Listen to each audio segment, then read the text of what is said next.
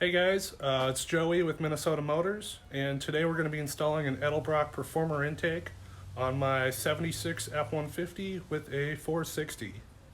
This is the intake we're going to be installing. If you remember from one of my previous videos, I actually got a 460 for free. I pulled this intake off and then I sold that engine for about 200 bucks. Also, if you're new to the channel, please check out some of my other videos. We Crown Vic swapped this truck, lowered the rear, installed a new gas tank, and I've got a lot of other fun stuff planned. I've gone ahead and pulled the hood off so you guys could see a little bit better. And then I've also labeled my spark plug wires, pulled those off, and labeled some vacuum lines, pulled those off. And then I've also pulled off this vacuum tree right here, just because I wanted to see if this would fit on the intake. I'm gonna have to make some new vacuum lines. And we'll see about the throttle linkage and kickdown linkage. Now we're going to start draining the coolant. We need to get it down below the intake so we don't spill coolant everywhere.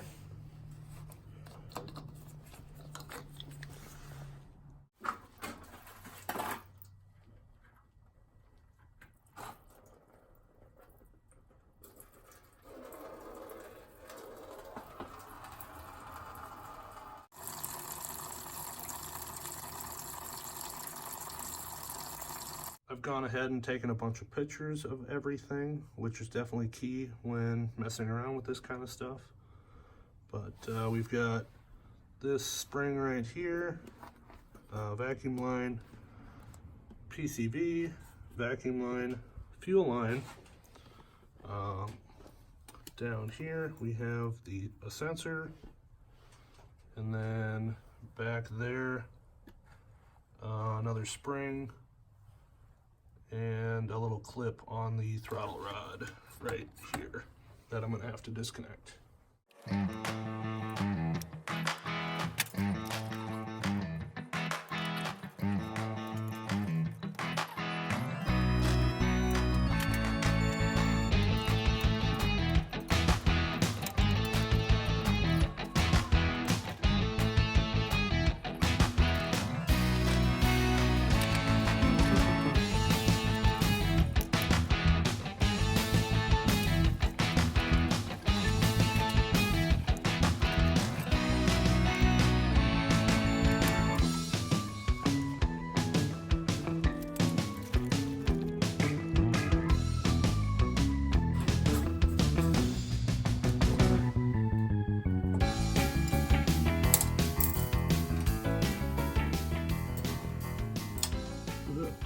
Got it. After you get the carburetor off, you're going to want to drain all the gas out of it. I just dumped it right there. That's a nice spot for it. And then I pulled this little spacer off. Next, I'm going to remove this cruise control module right here. There's 2 bolts holding that bracket on, and then there's another bolt on the back side of the head. I don't have the bolt on the back side of the head installed because I pulled this bracket off already when I painted my valve covers, and it was really hard to get that bolt back in, so I just didn't install it.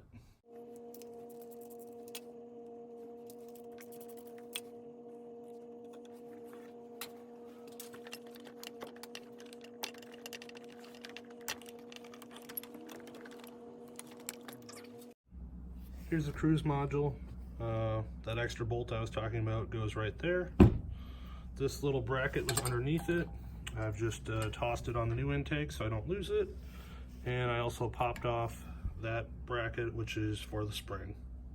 I mentioned this in one of my other videos, but I'm using a late 90s F250 thermostat housing to clear my HEI distributor. And I popped my radiator hose off, and I can see just a little bit of coolant in there that I'm gonna have to deal with. Then I also popped off my heater core bypass hose and just held that down and drained a little bit more coolant out. And now I think it's time to pull the intake.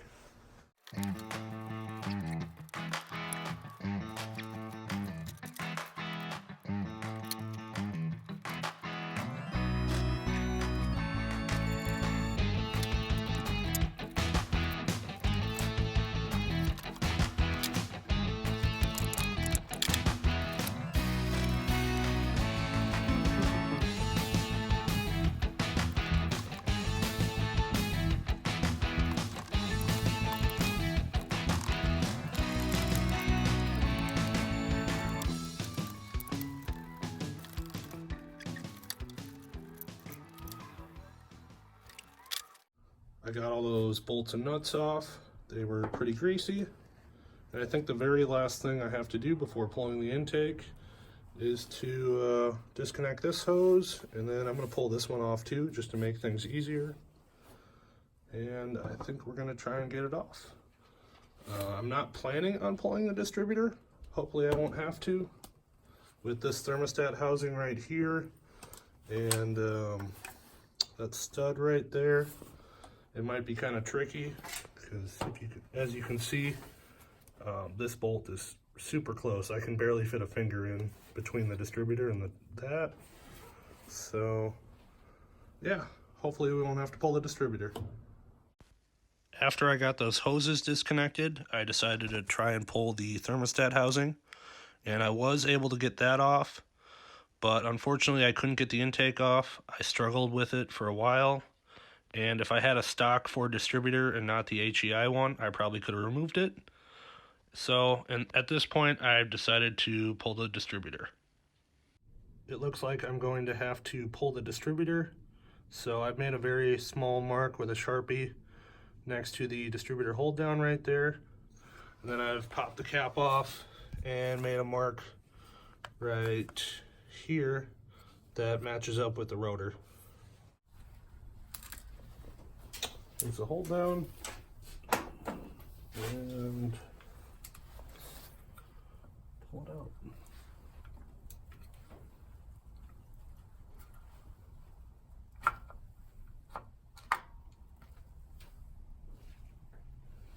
Cool, didn't get the gear.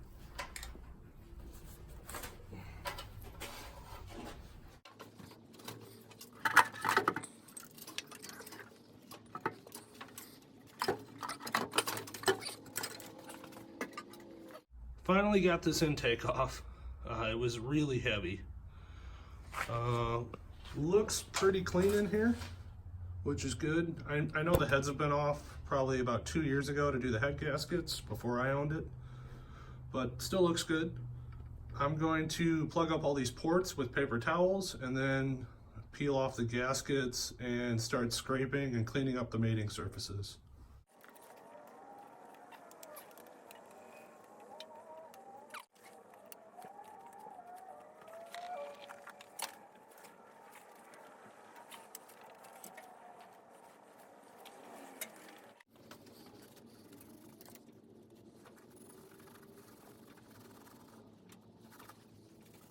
I spent a bunch of time cleaning up those mating surfaces, and those look pretty good now. I've also gone ahead and started preparing the gaskets to install. I took an X-Acto knife and cut out a small hole here for the exhaust crossover. From what I found online, most of the gaskets that you can buy don't come with that hole made, and you can either, well, if you want the exhaust crossover, then you're going to have to cut a hole or get a gasket set like this with the valley pan attached, and I don't really like that, so I cut the hole. And I thought about blocking it off. I made some block off plates, but I think this is going to seal a lot better, so that's what I'm going with. Next, I'm going to put a very thin coat of black RTV all around these ports, a 1/4 inch bead of black RTV on the china walls here and back there, and then put some gasket sealant on and put the gaskets on.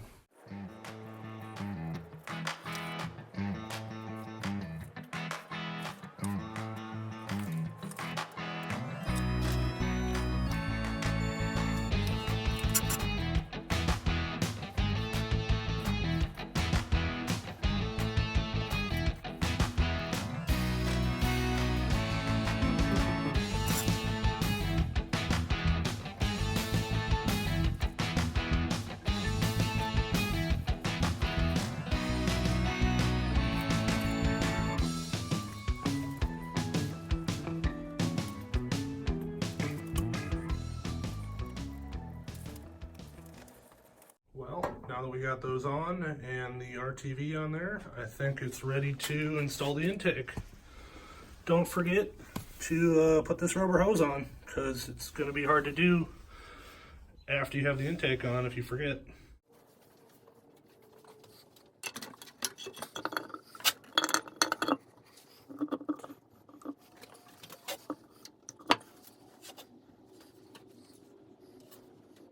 After I put the intake on, I put all the bolts in and just tighten them up a little bit. I'm going to wait an hour and let this RTV set up, and then we will go ahead and torque all the bolts to 25 foot-pounds.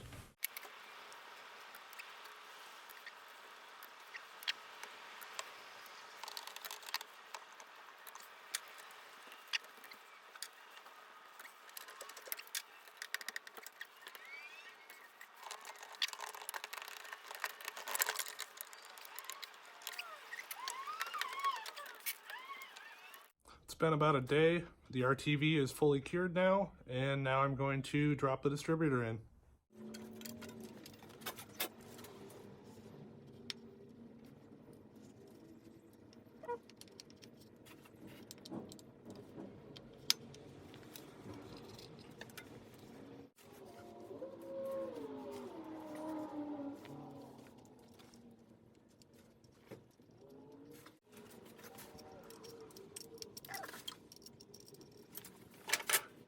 Off camera, I painted this bracket and that bracket black.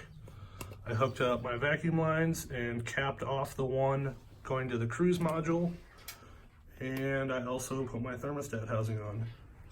Now I'm going to bolt the carb down and hook up the linkage and make sure that's all good.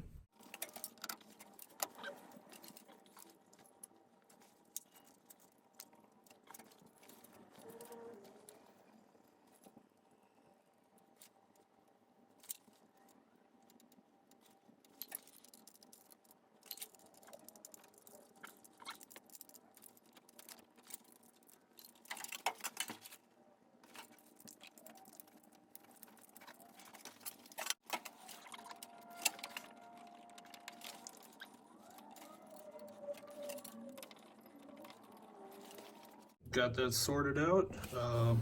I forgot to put this little bracket on, so I had to just pop this nut off and put that bracket on for the springs.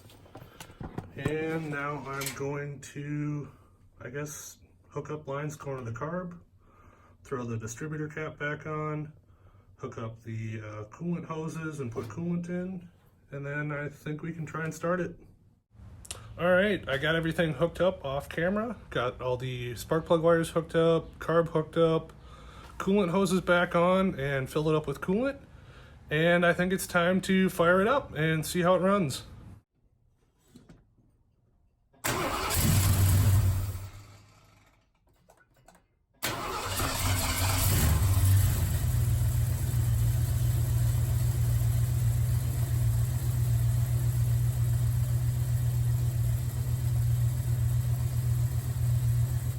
Well, it runs. I think I have the cooling system bled, so I'm gonna go take it for a test drive and see how it runs.